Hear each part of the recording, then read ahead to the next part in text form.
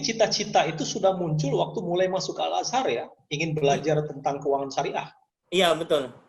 Oke. Saya dulu Berarti ini kalau ini nunggu bis itu kan nunggu bis itu waktunya lama tuh, bisa kadang setengah jam, bisa sejam. Nah, di pangkalan bis itu di Mahatpoh kalau di Kairo itu di situ ada yang jualan majalah, koran segala macam. Itu selalu saya lirik itu, majalah keuangan syariah dunia. Ini sponsornya tuh Dubai Islamic Bank. Saya bilang saya mau nih nanti seperti ini, saya bilang. Jadi itu motivasi terus baca ini senang aja baca meskipun ini nggak tahu apa itu seperti apa, nanti bank itu seperti apa, tapi senang aja bacanya ini. 2006 lulus Al-Azhar 4 tahun, masuk tahun 2002, lalu kemudian setelah dari Al-Azhar, setelah lulus itu kembali ke Indonesia karena S2-nya ini mendapatkan beasiswa dari Indonesia lagi, dari Dompet Duafa. Bagaimana ceritanya? Ya, jadi ketika ini mental mahasiswa Kairo ini kebanyakan sukanya beasiswa ini. Kalau nggak beasiswa tuh kayaknya ada yang kurang afdol gitu. Nah, jadi ketika ini sudah biasa dapat kuliah gratis kan,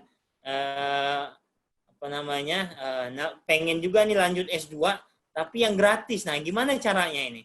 Akhirnya kita cari channel ini di Google lah, di internet, tanya ke teman-teman ini gimana supaya mau lanjut S2. Saya langsung ini cari ke teman-teman. Saya bilang saya pengen S2 perbankan syariah, di mana ini tempat yang bagus. Nah, teman bilang menunjuk kalau pusat keuangan syariah ya di Malaysia katanya. Oh, saya bilang oke lah, saya mau kalau gitu. Saya mau ke Malaysia, saya bilang. Nah, itu biayanya gimana? Biayanya berapa? Beasiswa, peluang beasiswanya seperti apa? Terus itu yang dipelajarin gimana? Jadi akhirnya ya mencoba itu, akhirnya apply ke kampus ini, ke kampus sana gitu. Tapi memang kampus yang saya incar itu adalah kampus yang memang mempunyai reputasi bagus di industri keuangan syariah. Jadi saya nggak apply ke kampus lain. Jadi memang satu aja yang saya apply dulu. Jadi International Islamic University Malaysia itu. Nah, International Islamic University. Ya. Malaysia. Ya. Nah, kebetulan ini kampus itu sudah 2 tahun atau 3 tahun itu memiliki Institute of Islamic Banking and Finance. Jadi kalau kita mau belajar perbankan syariah, jadi kita belajarnya di sana. Jadi fokus ini tentang produk lah, operasional segala macam itu dipelajarin betul sih. Jadi ibaratnya kalau kita udah kuliah di situ, kita tuh seperti kayak udah pernah kerja di bank aja. Padahal belum kerja ya, setelah dari Mesir itu belum sama sekali bekerja. Ini namanya juga mahasiswa kan, coba sana coba kerja sini. Ya gitulah, bantu di bank, ini bank amalat cabang dulu, bantu takaful ini cabang dulu. Ini ketemuin kepala cabangnya pengen mengeksplor keilmuan yang udah dipelajarin, ya dikasih lah ini peluang dikit-dikit dulu. Oh, nah, itu berarti dari Indonesia ya? Dokter? Itu di Indonesia ya? Iya, betul. Jadi di Bengkulu waktu itu, nyoba-nyobanya. Sempat pulang ya? Sempat pulang ke Bengkulu ya? Iya, sempat pulang ke Bengkulu sambil menunggu offer letter dari S2 itu. Jadi itu ada waktu beberapa bulan. Nah, disitulah kita manfaatkan untuk belajar langsung ke banknya, sama ke takafulnya. Tahun berapa mulai diterima di Malaysia? 2007. 2007. Waktu berarti 1 tahun ya sempat menjadi praktisi perbankan ya di 1 tahun kurang lah ini praktisi lepas lah, bantu-bantu lah istilah, bukan pekerja pegawai tetap. Oke. Karena memang sudah minat di dunia perbankan, terutama perbankan syariah. Betul. Oke. Apa kesan ketika Dr. Iman mendapatkan beasiswa di Malaysia itu, apa kesannya? Oh, ketika pertama kali nginjakin kaki di Malaysia itu kan kampusnya berbeda ya. Kampusnya udah modern dibandingkan Al-Azhar itu kan ini kampus lama ya. Ini di Mali ini ketika ke IAIUM itu kampusnya berubah, serba teknologi gitu loh. Mau masuk pakai kartu, ini masuk kampus lewat gate-nya itu nunjukin kartu gitu. Ini kartunya sudah elektronik gitu. ini mau apply ini kursus ini online. Kalau dulu kan ini di Al Azhar udah otomatis pakai manual lagi. Nah itu serba high tech lah, serba teknologi ya itulah. Wah ini saya bilang wah ini saya akan ini dari sinilah saya akan melihat dunia baru lagi saya bilang. Okay. Saya akan menguasai dunia yang belum pernah saya kuasai sebelumnya di Mesir. Jadi itu ibaratnya itu di Mesir itu kita menguasai kitab-kitab klasik, ini kita menguasai kitab-kitab kontemporer gitu. Oke. Apa kendala waktu mendapatkan beasiswa dari Dompet Duafa? Ada kendala? Kebetulan waktu itu kenal dengan kepalanya. Saya ibaratnya waktu itu pernah ada forum. Saya memperkenalkan diri, saya ini kuliah ini di Al Azhar, ini pengen lanjut ini S2 di Malaysia. Jadi ada nggak beasiswa pendidikan? Ada katanya. Nanti datang aja ke kantor gitu. Akhirnya saya apply ini ngurus berkas-berkasnya, offer letternya, bukti semesterannya itu disupport. Alhamdulillah itu. Oke, berarti saya bisa mengatakan, ya, menyimpulkan bahwa untuk mendapatkan beasiswa itu selain kita harus mencari informasi, juga harus membangun networking. Apakah betul sekali? Iya, karena ini seperti ini. Banyak saya lihat orang-orang itu pintar, cuman dia lebih suka dengan bukunya, nggak mau mencari channel, nggak mau kenalan, nggak mau mengenalkan diri. Kadang ini kita lihat kan orang-orang yang menteri misalnya di Indonesia ini kepala-kepala yang menginginkan strategis. Sebenarnya itu mereka tuh sama dengan orang pada umumnya. Tapi kelebihan mereka mau meluangkan waktu untuk mengenalkan diri kepada mereka.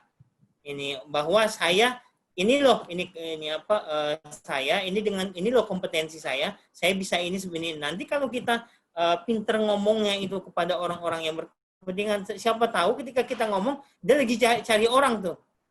Kayak saya dulu tuh ikut acara di forum-forum besar kan, forum-forum perbankan. Ini ada di rootnya saya tempel itu. Pak, saya Iman Pak, saya kuliah ini dulu di Mesir, saya suka dengan bank ini ada nggak peluang? Nanti datang aja katanya. Kebetulan saya lagi cari orang tuh. Karena ini nggak tahu kan. Memang beberapa ini momen kadang-kadang mungkin di direksinya juga nggak butuh orang ya nggak masalah. Yang penting kenalin diri dulu lah.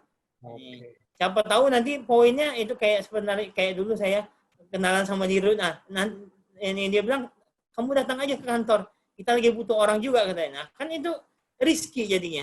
Oke. Berarti networking gitu ya. Dan tentu saya kira upaya Dr. Iman itu di Malaysia pas dari Mesir. Nah, satu lagi ini sampai dapat gelar PhD gitu ya. Lagi-lagi beasiswa dan ini nggak tanggung-tanggung pemberi beasiswanya ini. Nah, boleh diceritakan Dr. Iman bagaimana nih sampai level S3-nya ini dapat beasiswa lagi di Malaysia tadi menyelesaikannya berapa tahun? 2 tahun? Saya S2-nya 2 kali sebenarnya. Dua. Okay. Satu dapat beasiswa dari Bank Negara Malaysia, Bank Sentral Malaysia. Jadi sebelum BAIDB ini ngasih beasiswa itu Bank Sentral Malaysia, saya dapat juga. Lumayan tuh beasiswanya. Cuman di situ nggak. Cuman ini dua waktu itu. Oke. Jadi ke beasiswa ini pas S2 ini mau selesai itu saya bilang saya pengen S3 cuman nggak ada biaya. Kata ini supervisor saya, kamu apply lah. Ini akhirnya dapat ini tuh di Bank Negara Malaysia beasiswanya. Ini sempet tes dulu, lumayan dapatnya. Akhirnya saya ini udah lama tuh ini apply. Ini KIDB itu udah lama ini apply-nya. Saya udah hopeless lah, udah nggak berharap lah. Cuman memang saya ini terus komunikasi ke orang tua. Saya udah apply beasiswa Bank Dunia, saya bilang. Tapi kalau ini saya bilang nggak usah terlalu ini muluk-muluk lah. Karena saingannya 56 negara, saya bilang ini mak bapak. Tapi doa aja Pak, kali aja rezeki kan. Jadi ini yang beasiswa IDB ini menarik ya ini ceritanya ini. Karena waktu itu saya sudah nggak ini udah apply-nya udah berbulan-bulan, nggak ada ini balasannya, ada balasan sekali. Ini kita akan proses karena ini administrasinya udah oke. Habis itu nggak ada kabar. Nah, ini saya juga komunikasi sama orang tua yang IDB yang ini nggak perlu diharap-harap karena toh saya dapat beasiswa Bank Sentral Malaysia kan.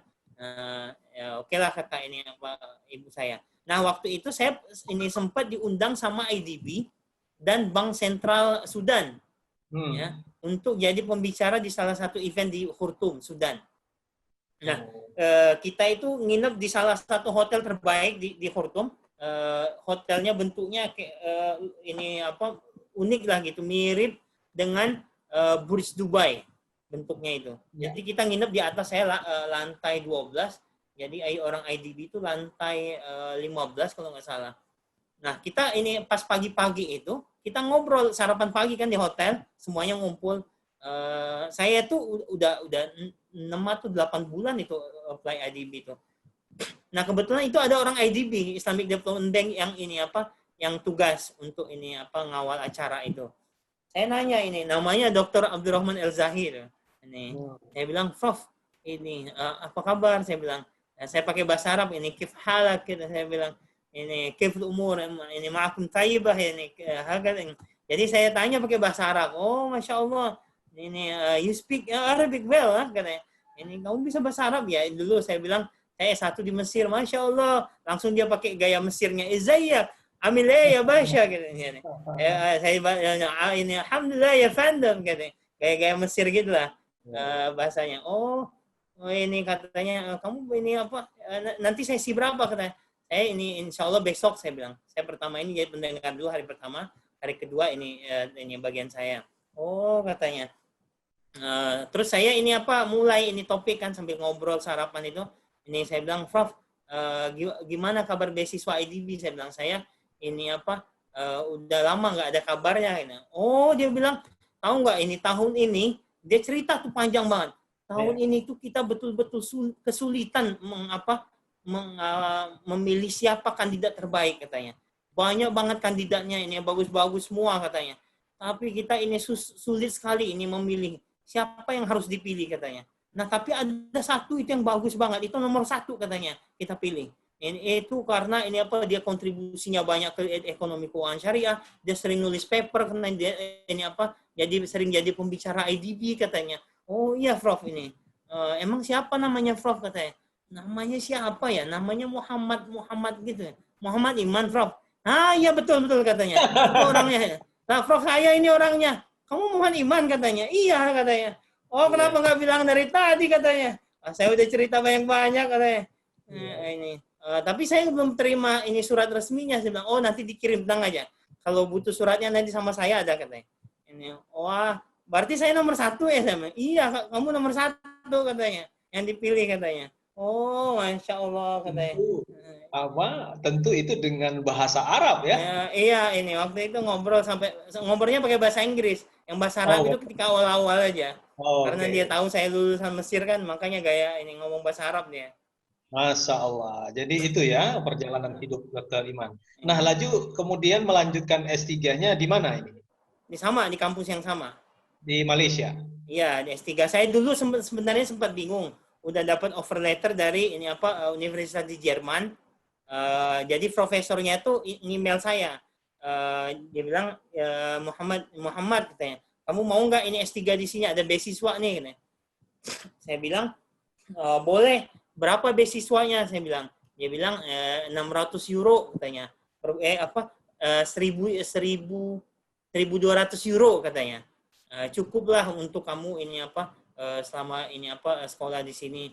Akhirnya saya banding-bandingin kan, 1.200 euro di Jerman, biaya bayar sewa apartemen 600 euro, berarti sisa 600 tuh kan.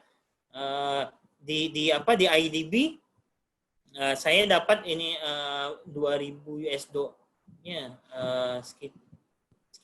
saya di IDB itu dapat antara 800 sampai 1.200 dolar itu di Malaysia udah banyak gitu. Jadi saya betul-betul dapat gratis itu. Ini nggak bayar apartemen lagi. Ini karena udah masuk kan ini IDB bayarin semua itu, dari apartemen dalam kampus, ini uang buku. Kadang uang ketika kita pertama kali dapat beasiswa, kita dapat uang laptop, uang buku, banyak banget uangnya itu. sampai ini apa ya, ini apa, oh lumayan nih dapat duitnya kan. Bisa beli laptop baru kan. Ya. Jadi ini Selesai apa dokter akhir tahun berapa, Dokter Iman? Selesai dokter tahun berapa? 2014 alhamdulillah selesai. 2000. Cuman agak molor karena ada, jadi saya udah nggak ngapa-ngapain lagi. 2013 itu ngedit, jadi ke 2014 sampai udah habis itu udah selesai. Oke. Tapi molor karena ujiannya jadi lama. Oke. Nggak tahu, ada kampus katanya administrasinya berubah kan. Oke, kuncinya adalah harus kerja keras, gitu ya. Nah, ini bagian akhir dari sesi ini. Ya, kita bisa berbagi bagaimana seorang Dr. Muhammad Iman Sastra Mihajat mendapatkan beasiswa. Perlu dibagikan kepada semua orang, dokter, bagaimana seseorang yang ingin memiliki keinginan, ya, katakan untuk mendapatkan beasiswa, terutama di Timur Tengah. Tips apa yang perlu dibagi oleh Dr. Iman kepada banyak orang? Saya ini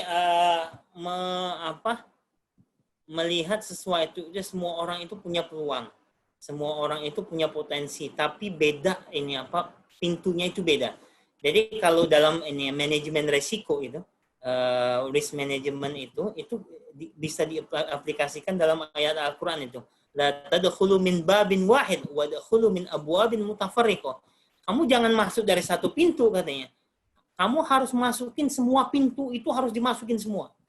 Saya bilang kalau saya gagal di sini, saya pasti punya pintu situ. Saya kalau gagal di pintu situ, saya akan cari pintu lain. Jadi usaha itu jangan berhenti. Karena kita nggak tahu ini apa, jangan-jangan rezeki kita memang bukan di sini. Mungkin teman kita di sini oke lah dia rezekinya di situ. Beda rezeki dia sama kita. Maka kita akan coba pintu lain. Oke, misalnya dulu saya ini sebelum di bank itu saya berkelana sebenarnya dari ke foreign exchange, ternyata kurang cocok. Terus ke pasar modal ini kurang cocok. Ini kayaknya lambat karirnya.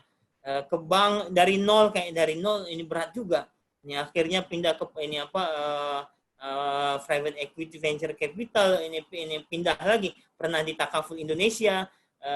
Dulu jadi saya di Takaful dulu, alhamdulillah udah punya posisi. Saya main ke Bengkulu dulu, sempat main di Takaful kan, bantu-bantu kata ini apa yang bagian area manager yang bagian ini apa Sumatera Selatan. Oh, Bapak ini dulu main ke saya sebagai orang yang mau belajar. Sekarang saya laporan ke Bapak ya katanya. Emang ini beda, emang rasanya nih. Jadi ini sempat di Takaful juga, akhirnya balik lagi ke perbankan.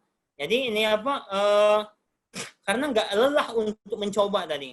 Nggak hanya ini, kita itu ini sebelum mengatakan saya itu bisa, kita harus membuktikan kepada ini apa masyarakat luas, dari tulisan lah, dari buku lah, mungkin dari inovasi yang bisa kita berikan, usulan-usulan yang kita bisa berikan. Akhirnya orang itu melihat sebenarnya ini apa bisa sampai Timur Tengah pun itu sebenarnya nggak seribet yang dipikirkan orang lain sebenarnya. Itu waktu itu sebenarnya saya ketika di Timur Tengah itu saya udah dapat tawaran dari 2013 Januari tanggal 9 itu. Saya masih ingat sampai tanggal 6. Januari tanggal 6 2013 itu saya udah dapat tawaran di Arab, di Timur Tengah. Cuman waktu itu karena saya lagi menyelesaikan doktor, jadi saya tanya kepada orang tua saya. Ini saya bilang, "Pak, Mak, ada tawaran nih. Gajinya gede nih. Gimana ini? Kamu S3-nya gimana nih? Doktornya gimana?" Ini tinggal ngedit saya bilang. Ini ya janganlah ini. Khawatir nanti dokter nggak selesai, kamu udah keenakan punya uang gitu. Jadi ini kalau saran Bapak katanya sama Nima juga ngikut ini apa baiknya selesaikan dokter, kalau udah PhD Bapak baru ini bangga. Insya Allah nanti ada lagi. Saya bilang ini pede banget ini orang tuanya. Insya Allah ada lagi, emang kayak ada orang yang menawarin lagi padahal belum tentu kan. Kalau ini menurut feeling kita kan seperti itu, ada tawaran langsung ini. Akhirnya saya bilang ya udahlah. Saya ngikut orang tua, akhirnya nggak ngambil tawaran tersebut, padahal headhunternya bilang ayolah katanya kerja di sini enak ini, kamu ini apa nanti dapat ini 1, 2, 3 kamu dapat semua katanya. Ini saya bilang saya ngomong apa ya sama headhunternya ini. Saya bilang saya disiapin supir nggak? Oh supir nggak ada lah katanya. Ini nanti itu kan dikasih mobilnya katanya, uang mobilnya. Oh ketika saya sampai di sini ternyata CEO juga itu nggak punya supir, dia nyetir sendiri. Oke. Jadi enggak orang-orang ini di sini di Timur Tengah rata-rata nyetir sendiri gitu. Karena Oke. jalannya juga enak kan, nggak jauh-jauh, jalannya lebar, jadi nggak ribet lah, nggak macet. Akhirnya Oke. ketika saya ini ngikut orang tua nyelesain PhD, habis itu nikah, ini istri saya ini bilang saya pengen tinggal di luar negeri. Waduh, saya bilang saya dulu ditawarin ini kerja di luar negeri, saya bilang di Arab. Oh ya udah ini coba lagi katanya. Saya bilang iya nanti kalau ada insya Allah lah. Ternyata ada lagi beberapa bulan kemudian ditawarin. Ini posisinya udah selesai dokter kan. Jadi awal-awal istri nemenin saya ingin nyelesain ini dokter tuh 2014 awal itu.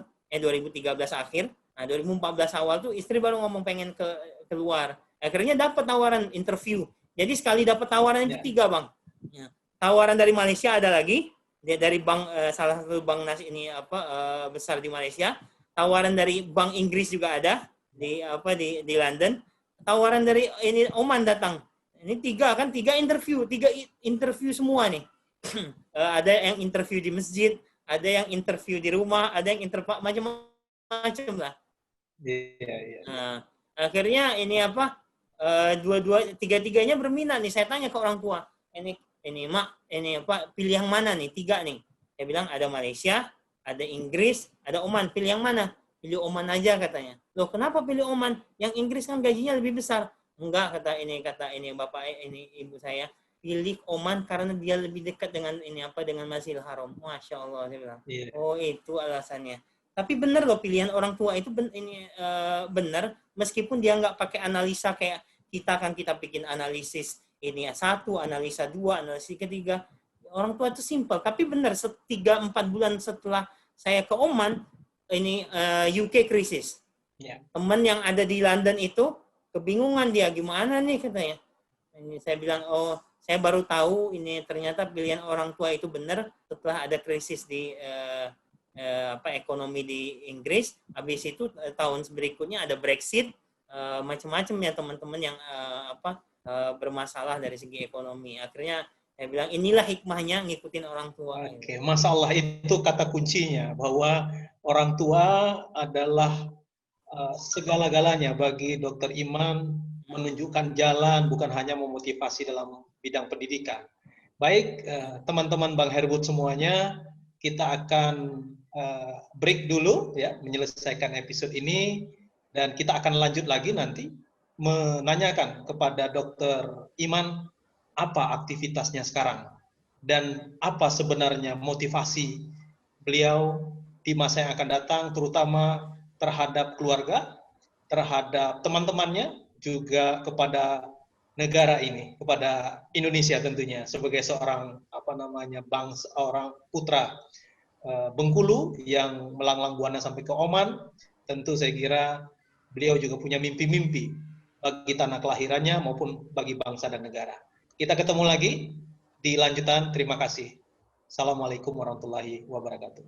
Waalaikumsalam warahmatullahi wabarakatuh.